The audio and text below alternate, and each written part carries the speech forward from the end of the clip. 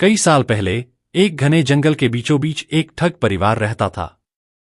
इस परिवार का मुखिया रघु ठग था, जो अपने कुटिल और घातक योजनाओं के लिए मशहूर था। रघु की 3 बेटियां थीं, सुशीला, रूपा और कमला। सुशीला, सबसे बड़ी बेटी, चालाक और कुटिल थी। वह ज्योतिष विद्या में निपुण थी और अपने पिता के काम में उसका साथ देती थी। रूपा, मझली बेटी, अपने पिता की सच्ची सहायक थी। लेकिन कमला, सबसे छोटी बेटी, मासूम और सीधी सादी थी। रघु और उसकी बेटियां राहगीरों को अपने जाल में फंसाकर उन्हें लूट लेते और मार देते। वे अपना काम बड़ी चतुराई से करते थे और आज तक कोई भी उनकी चालों को समझ नहीं पाया था। एक दिन जंगल के रास्ते पर एक राजकुमार, आर्यन, अकेला सफर कर रहा था। आर्यन को कुछ समय पहले अपने राज्य से निर्वासित कर दिया गया था और वह नई जगह की तलाश में निकला था। रास्ते में उसने रघु ठग के घर के पास डेरा डाला। सुशीला ने उसे देखा और तुरंत समझ गई कि यह कोई साधारण व्यक्ति नहीं है। उसकी राजसी पोशाक और सामान देखकर सुशीला ने अपने पिता को इसकी सूचना दी। रघु ने अपनी बेटियों के साथ मिलकर आर्यन को अपने घर में अतिथि के रूप में बुलाने की योजना बनाई। उन्होंने बड़ी आत्मीयता से उसका स्वागत किया। रघु और सुशीला ने आर्यन को मारने की योजना बनाई। उन्होंने उसके लिए जहरीला भोजन तैयार किया। लेकिन आर्यन को अपने गुरु द्वारा दी गई सीख याद थी, जिसमें कहा गया था कि पराये घर का खाना खाने से पहले उसे किसी जानवर को खिला देना चाहिए। आर्यन ने अपने साथ यात्रा कर रहे अपने साथी, एक वफादार कछुए को वह खाना खिलाया। कछुए ने जैसे ही वह खाना खाया, वह मर गया। यह देखकर आर्यन को समझ आ गया कि खाना जहरीला है। उसने खाना नहीं खाया और अपनी जान बचा ली। रात को सुशीला ने आर्यन के लिए एक चारपाई तैयार की, जिसके नीचे जलते अंगारे छुपाए गए थे। लेकिन आर्यन को अपने गुरु की दूसरी सीख याद थी कि किसी भी बिस्तर पर सोने से पहले उसे जांच लेना चाहिए। आर्यन ने चारपाई को ध्यान से देखा और उसकी चाल को समझ लिया। वह पास ही जमीन पर सो गया।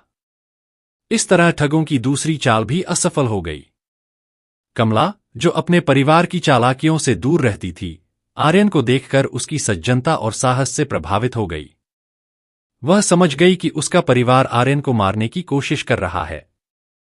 कमला ने तय किया कि वह आर्यन को हर हाल में बचाएगी। इस दौरान आर्यन ने यह नोटिस किया कि कमला बार बार उसके प्रति सहानुभूति दिखा रही है।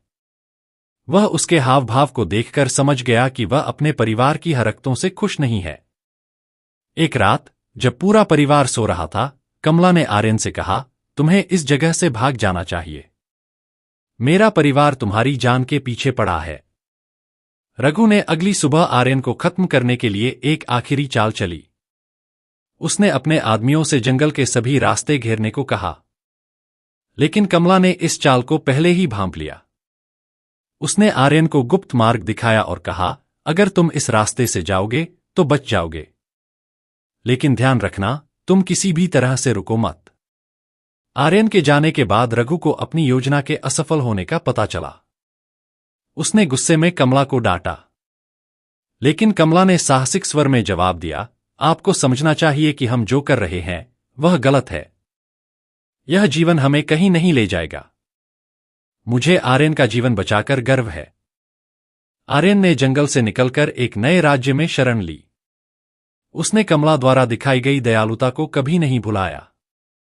कुछ वर्षों बाद जब वह अपने राज्य का राजा बना, तो उसने कमला को सम्मान देने का निर्णय लिया। उसने संदेशवाहक भेजकर उसे अपने राज्य में बुलाया। कमला ने रघु को अपनी सारी बातें बताईं और कहा, अब हमें अपने पुराने जीवन को छोड़ देना चाहिए। यह जीवन हमें कुछ नहीं देगा। रघु ने अपनी गलती मानी और अपनी बेटियों के साथ एक नया जीवन शुरू करने का वादा किया। अगर आपको यह कहानी पसंद आई हो और ऐसी ही रोमांचक कहानियां सुनना चाहते हैं, तो हमारे चैनल को लाइक करें, सब्सक्राइब करें और अपनी राय कमेंट में जरूर बताएं। अगर आपको ये कहानी पसंद आई हो और ऐसी ही रोमांचक कहानियां सुनना चाहते हैं, तो हमारे चैनल को लाइक करें, सब्सक्राइब करें और अपनी राय कमेंट में जरूर बताएं। क्या आप जानना चाहते हैं कौन था ये रहस्यमयी राजकुमार और वो कहां से आया था? कैसे बनी एक ठग की बेटी कमला एक राजकुमारी? क्या रघु और उसकी बेटियों ने सच में अपना अपराध छोड़ दिया, या ये सिर्फ एक नया छल था? अगर आप इस कहानी का अगला भाग देखना चाहते हैं या किसी और रोचक विषय पर वीडियो चाहते हैं, तो हमें कमेंट में जरूर बताएं। आपकी एक सब्सक्रिप्शन हमें और बेहतरीन कहानियां लाने के लिए प्रेरित करती है। नई कहानियों के लिए बेल आइकन दबाना न भूलें।